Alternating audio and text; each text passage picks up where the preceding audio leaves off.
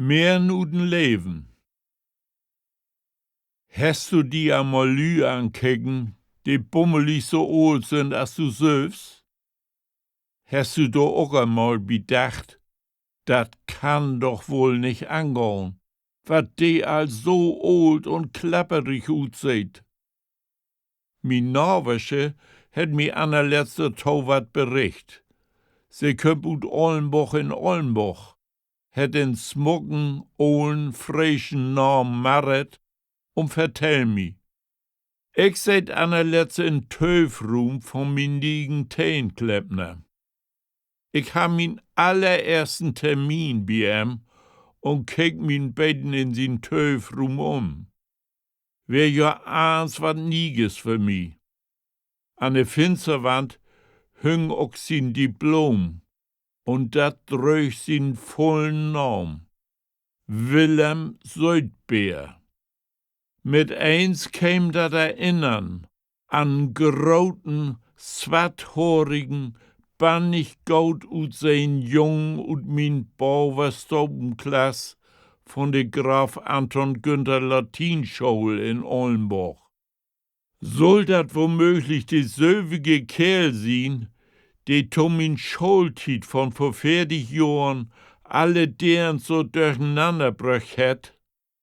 Soll dat wirklich de Willem sein, die auch bei mi damals so'n dichter Tatpuckern utlöst ha? Man, as ich sech, hef ich dus Gedanken glicksweller besiegt pack. Für mich dünn bannig ohlen Mannsmensch. De po Griesen Hoher, de he noch ob'n Kopf ha, güng em Belütten all ut. Und in Gesicht ha he de befolden.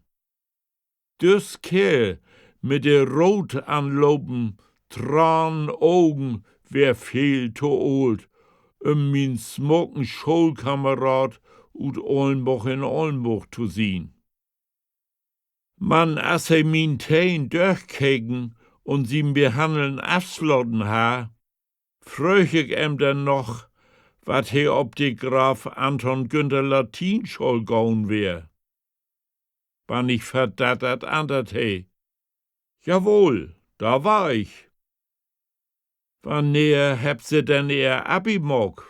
Fröch ich wieder. 1970. Warum fragen Sie?